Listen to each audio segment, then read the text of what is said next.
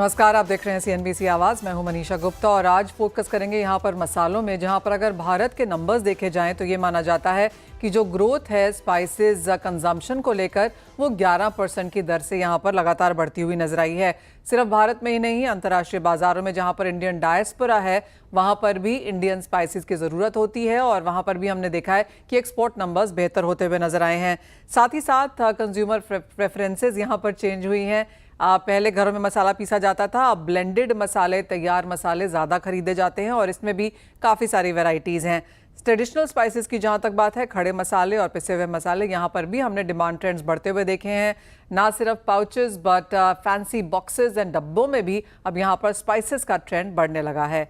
इन सब पर बात करेंगे। हमारे साथ हैं मधुसूदन मसाला के MD एंड चेयरमैन ऋषि कोटेचा, भोज मसाले के को फाउंडर राजेश भोजवानी से बात करेंगे और साथ ही साथ हमारे साथ जुड़ेंगे बाकी कमोडिटीज़ पर अपने स्ट्रैटेजीज देने के लिए वेंचुरा सिक्योरिटीज़ के head of commodities NS Ramaswamy, NGJPC की chairperson west region Khushboo Ranawat से जानेंगे जो रिसेंट चेंजेस हुए हैं, जहां पर अब एक्सपोर्टर्स अपनी ज्वेलरी साथ में ले जा सकते हैं। मुंबई एयरपोर्ट से ये चेंज 1 मई से आया है, इसका क्या इम्पैक्ट है ये भी उनसे जानने की कोशिश करेंगे। खुशबू, सबसे पहले आपसे ही जान लेते हैं। एंड क्लियरली एक बहुत बड़ा चेंज है ये, GJPC लगातार इसके लिए पुश करती भी रही है। इमीडिएट इसका 1 मई ऑनवर्ड से किस तरह का इम्पैक्ट देखती हैं आप?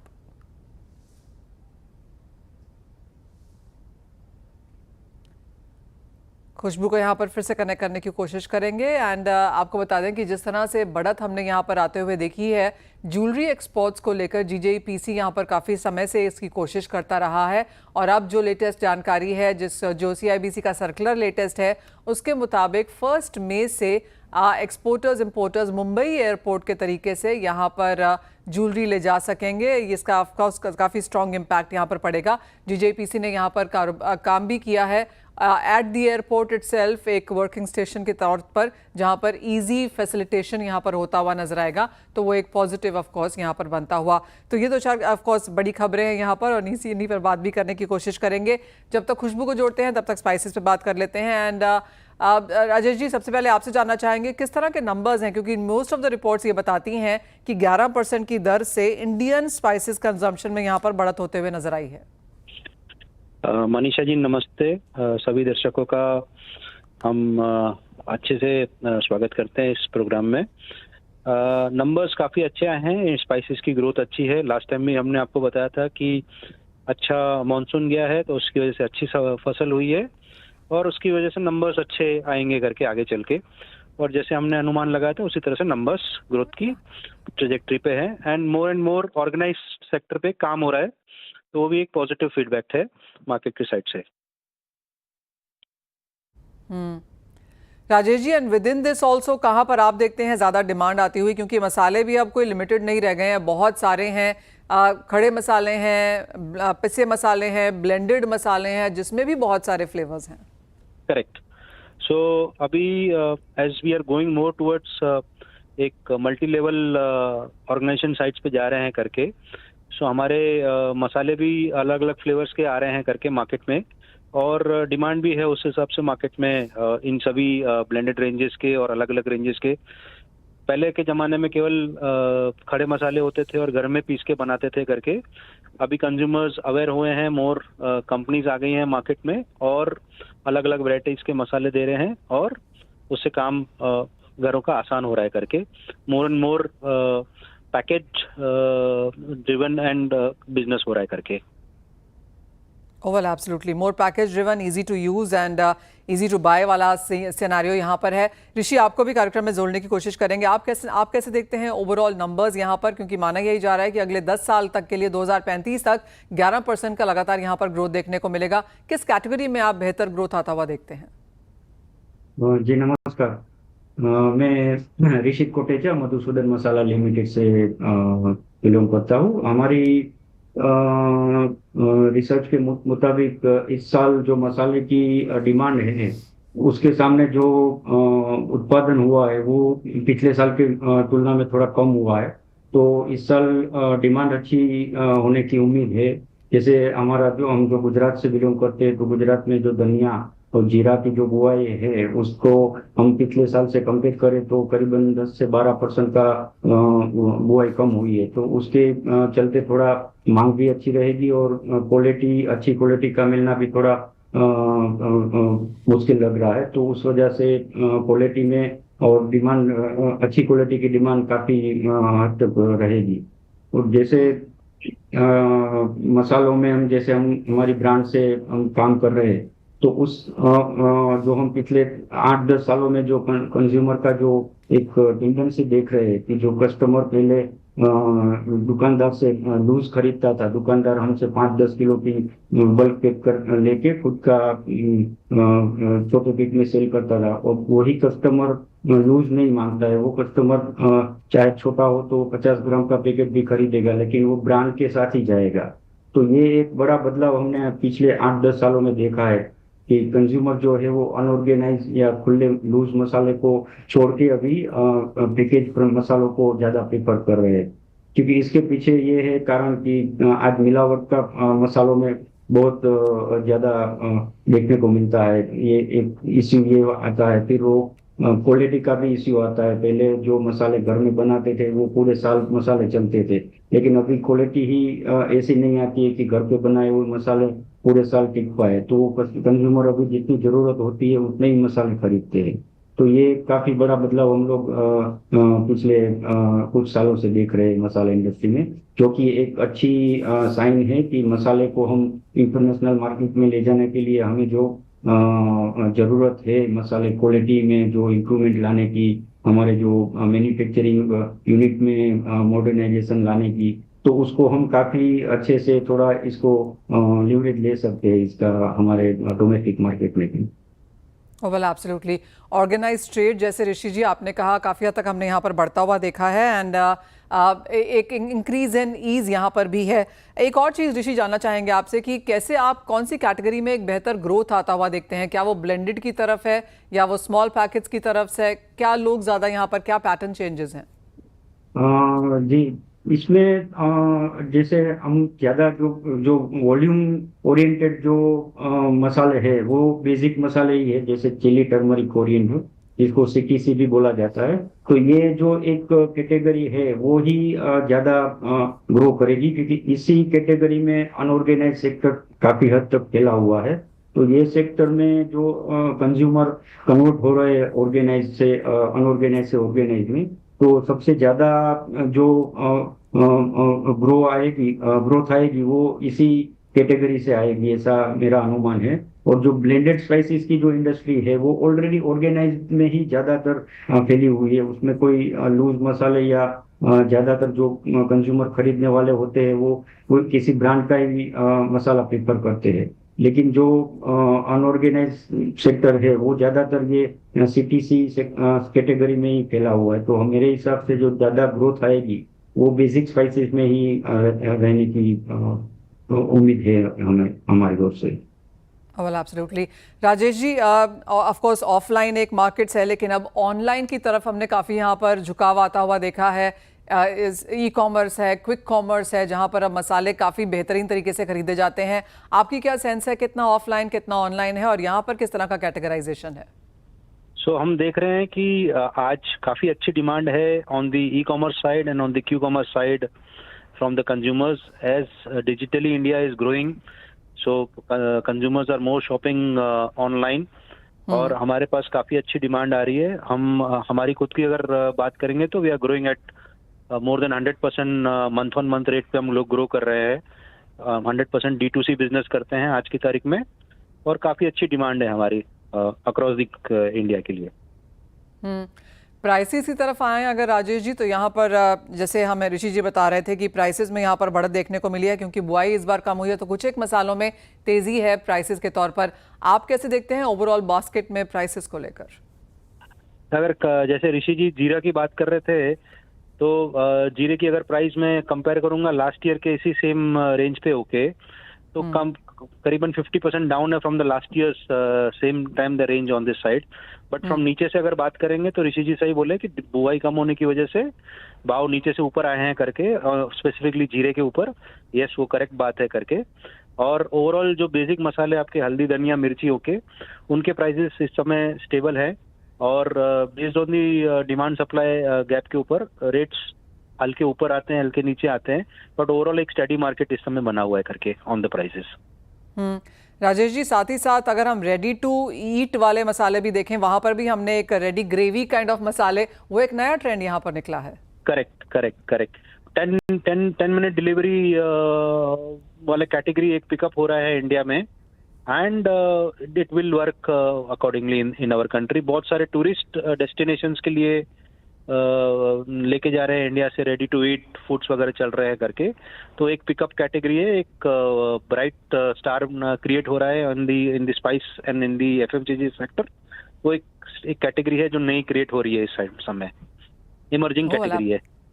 जी हाँ, absolutely emerging and very fast growing as well. Rishi ji, इसमें आप कैसे देखते हैं, क्योंकि जो रेडी टू ईट मसाले हैं कि डालो गरम करो और उसमें पनीर डालो एंड इट इज रेडी, वो कैटेगरी किस तरह से अब यहाँ पर ग्रो हो रही है? नहीं, सही बात है, जो राजेश जी ने बताया वही एक अभी का सिनारियो वही एग्जैक्टली दिख रहा है मार्केट में हमें भी, कि जो ऐसे कंज्यूमर है कि जो लगातार उसको ट्रैवलिंग रहता है, या तो साल में एक बार इंडिया आते हैं और कहीं आउट ऑफ इंडिया उसका रेसिडेंस या तो जॉब की वजह से रहना पड़ता है, तो वो लोग ये रेडी टू ईट मसाले या तो रेडी टू ईट ग्रेवी वगैरह को ज्यादा प्रीफर करते हैं, कि उसको उसका मतलब शेल्फ लाइफ भी बहुत बड़ी रहती है, 12 महीने तक बिगड़ते नहीं है। तो ये भी एक कन्वीनियंसी है कि कंज्यूमर को वो एक साथ अगर वो बड़ी क्वांटिटी में ले गए तो वो साल भर चलता रहेगा। तो ये सब कन्वीनियंसी की वजह से ये रेडी टू ईट का जो मार्केट है वो भी काफी अच्छा ग्रो कर रहा है इस करंट पीरियड में। ऋषि जी, काफ़ी कुछ यहाँ पर है मार्केट में और बहुत चीज़ें ग्रो भी कर रही हैं और आप सभी ने यहाँ पर काफ़ी कुछ इनोवेट भी किया है। अब आगे जाते हुए किस तरह का माहौल है और अगले अगर 2 साल का एक विजन लेके चलें तो आपको क्या लगता है इस कैटेगरी में अब और क्या करेंगे आप?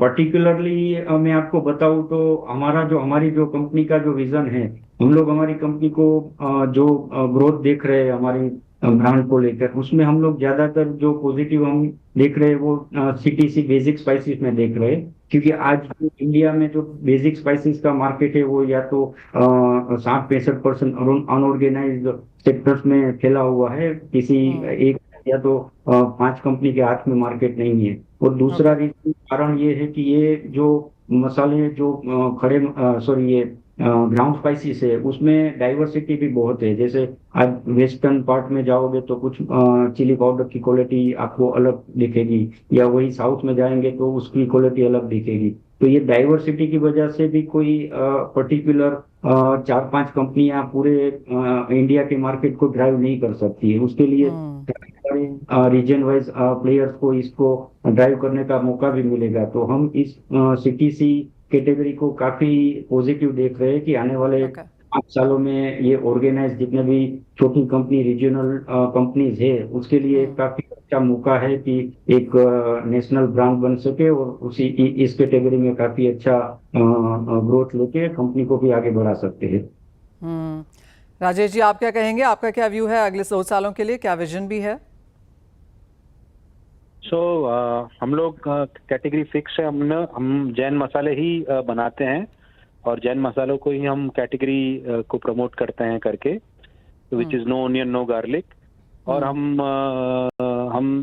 क्लियर हैं उन चीज़ों में कि हमारे को देश की एक पसंदीदा ब्रांड बनना है ऑन द जैन स्पाइसेस के ऊपर। और जो नंबर्स हैं वो आप क्वालिटी प्रोडक्ट बनाते हैं तो कंज्यूमर खुद उसको अप्रिशिएट करता है और उसको खुद ही प्रोत्साहन मिल जाता है करके। सो ये कंट्री की बहुत अच्छी चीज़ है कि यहाँ पे पॉजिटिव ग्रोथ हमेशा रहती है ऑन पॉजिटिव एस्पेक्ट्स पे। और spice market is a growing market and definitely each and every player who comes plays a positive role in this side. Fair point that. Thank you so much Rajesh ji, Anushree ji, आप दोनों का ही साथ जुड़ने के लिए। और बहुत ही एक्साइटिंग स्पाइसी मार्केट है वो, जहां पर हमने बहुत स्ट्रॉन्ग ग्रोथ भी आते हुए देखी है और बहुत ज़्यादा इनोवेशन एंड डाइवर्सिफिकेशन भी बनता हुआ देखा है। और जैसे बात की गई, ऑफकोर्स अनऑर्गेनाइज से ऑर्गेनाइज की तरफ जाता हुआ ये सेक्टर। वेल, स्पाइस से निकल के जाएंगे हम यहाँ पर गोल्ड में और ज्वेलरी में, जहां पर हम जानते हैं कि जो लेटेस्ट नोटिफिकेशन आया है उसके तहत 1 मई से मुंबई एयरपोर्ट से ज्वेलरी एक्सपोर्टर्स यहां पर इन पर्सन ज्वेलरी यहां पर ले जा सकते हैं। हमारे साथ जीजेपीसी की चेयरपर्सन वेस्टर्न रीजन खुशबू रानावत हैं। खुशबू, नमस्कार, शुक्रिया जुड़ने के लिए। एक्सप्लेन करें और क्या इम्पैक्ट है इसका इंडस्ट्री के लिए, बताएं। Manisha, thank you so much. So this is a great opportunity for us. Basically, in Mumbai is not only the financial capital of India, but it is also the largest manufacturing gold hub of India. Almost 72% of India's gold jewelry is made in Mumbai. So this is going to be fabulous for all of us because we're going to be able to take our samples day to day, every day, as and when we require, as and when we want to export. Instead of waiting for all the procedure that customs requires now, it'll be easy for us to book a flight to Dubai tomorrow, day after, take our samples and come back and get review from our customers. So it's great potential for our export community. Khushboo, as of now क्या number है, क्या volume है, और आपको क्या लगता है क्या टनेजेस और केजीज हम इस लिहाज में जाता हुआ देखेंगे? That's hard to say as of now, Manisha. We're still waiting for another 15 days for all the procedures to line up for the final decision of how it's going to operate. But we see a huge potential. So, sadly, last year there was a little downfall in the exports due to the rising gold prices. We see that coming back. We see that business connection coming in with this new amendment. I also understand Khushboo कि GJEPC यहाँ पर Mumbai airport पे इसे facilitate करेगा, उसके ऊपर क्या काम यहाँ पर चल रहा है और किस तरह का ये फैसिलिटेशन होगा? So basically, Manisha, abhi kaise hoga कि now if you want to export something, you have to take it to BKC, take it to the customs, get your customer clearance and all the procedure done beforehand. And it takes 4-5 days for the procedure. Plus, it's a good logistic charge. Now you're going to save a lot of money on the logistic charges because you're hand carrying it yourself.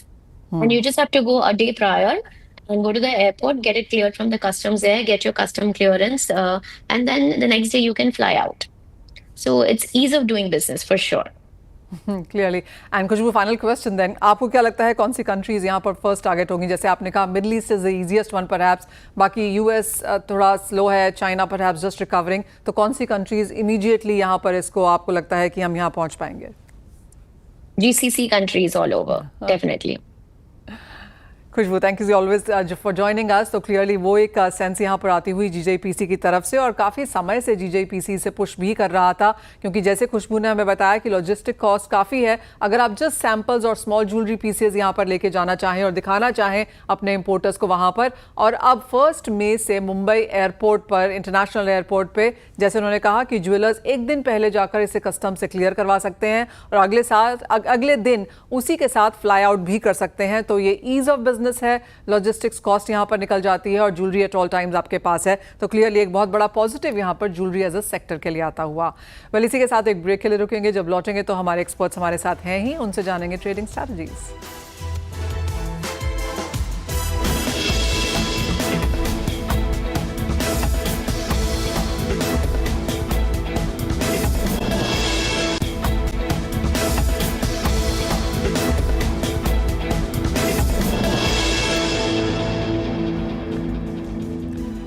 स्वागत है आपका, और बात अब यहाँ पर strategies की होगी। वंदना, नमस्कार। सबसे पहले आपसे ही बात करेंगे और रुपए पे बात करेंगे, क्योंकि जिस तरह का एप्रिसिएशन यहाँ पर देखने को मिला है। फर्स्ट ऑफ ऑल, आपके अब यहाँ क्या टारगेट्स हैं?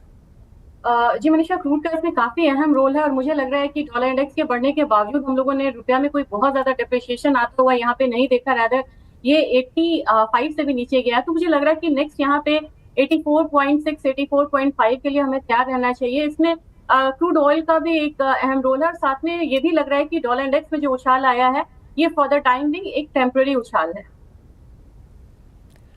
टेम्पररी उछाल है। और सोने पर अब बात कर लेते हैं, जहां पर मुनाफा वसूली के साथ अब भी कारोबार है। $3500 पर आउंस छूने के बाद 5 से 6% की गिरावट के साथ फिलहाल कारोबार आपकी स्क्रीन पर। मिस्टर रामास्वामी, कैसे देखेंगे यहां से गोल्ड प्राइस को और क्या करने की राय है? मनीषा, मार्केट पूरा जो है फॉरवर्ड लुकिंग होता है, वो उसी नेचर से ही चलती है। कमोडिटी भी, सोना भी, जिस तरह $3500 पर आउंस की जो हाई छूने के बाद जिस तरह का फैक्टर हो चुका है मार्केट में, रही बात ट्रम्प की टैरिफ की इम्पैक्ट, वो मार्केट ने कंसिडर कर दिया था। और पोवेल और फेड के बीच में उनकी जो बातचीत हो रही थी, या उसका इस तरह का जो कंडीशंस डालने जा रहे थे फेड चीफ की, वो फैक्टर भी आ चुकी थी। इन्फ्लेशन फैक्टर आ चुकी थी। वहां से हमने देखा 3500 से लगभग $200 के आसपास की गिरावट आई। और मैं समझ रहा हूं कि एक शॉर्ट टर्म ब्लिप जो है, एक प्रेशर सा बिल्ड हो सकता है। एक बार बिकवाली इंट्रा डे के लिए करा सकते हैं, करीब 93,200 की लेवल भी आ सकती है डोमेस्टिक प्राइसेस में। 94,800 का एक स्टॉप लॉस रख के एक इंट्रा डे के लिए मैं मानता हूं।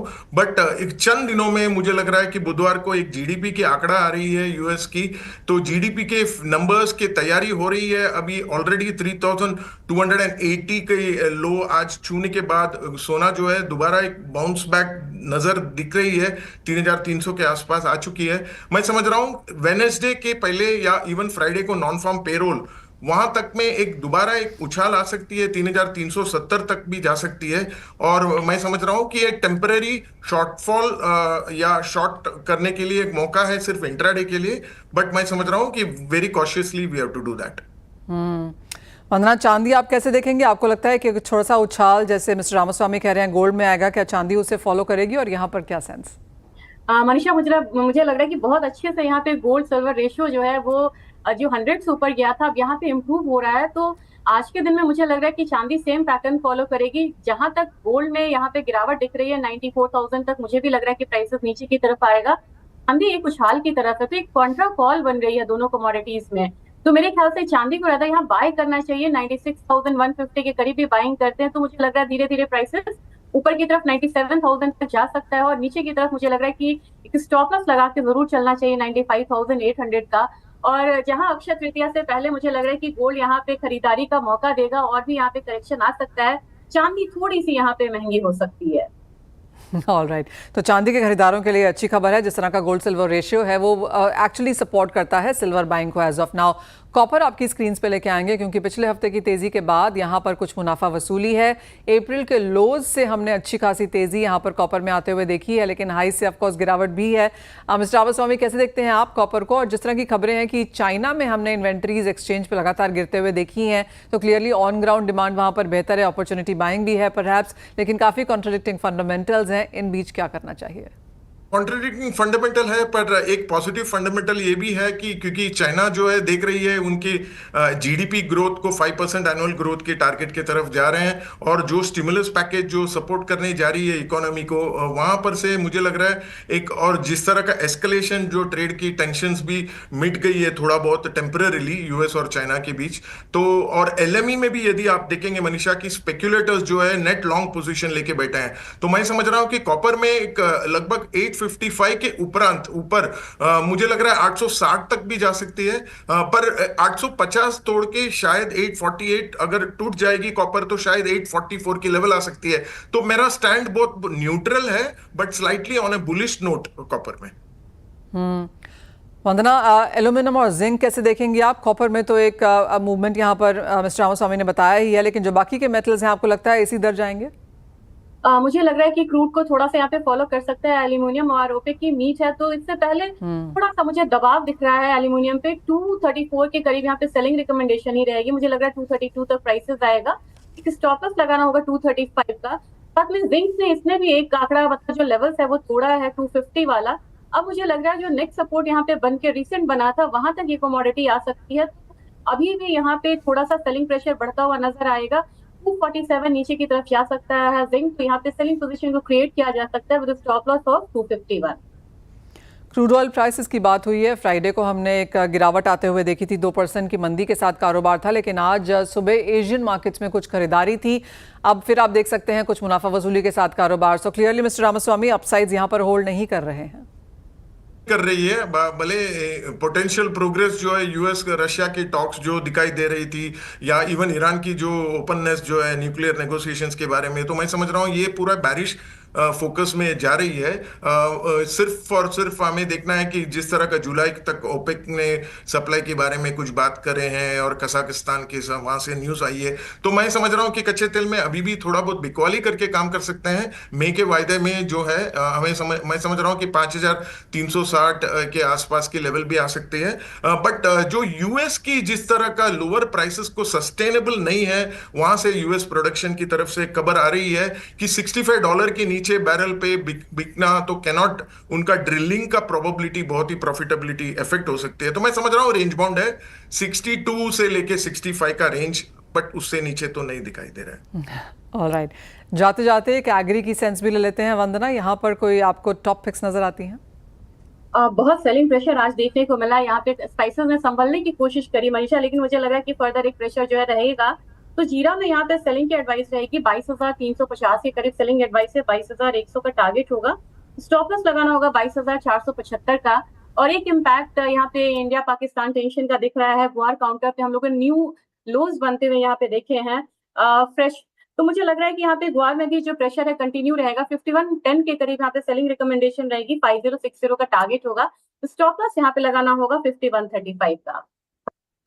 ऑलराइट, अच्छी खासी मुनाफा वसूली वहाँ पर एग्रीकल्चर कमोडिटीज में। और जैसे बात की गई, कुछ और बिकवाली यहाँ पर शायद आगे देखने को मिल भी सकती है। लिक्विडिटी कंसर्न्स तो हैं ही, और मॉनसून बेहतर है, डिमांड में थोड़ी सी कंसर्न्स हैं जिनका सीधा असर हमने यहाँ पर प्राइसेस में आता हुआ देखा भी है। बहुत शुक्रिया मिस्टर रामास्वामी, वंदना, आप दोनों का ही साथ जुड़ने के लिए, तमाम कमोडिटीज इवन करेंसी पे अपनी राय देने के लिए। वेल, इसी के साथ एक ब्रेक का समय है, जब लौटेंगे तो लेकर आएंगे आवाज समाचार।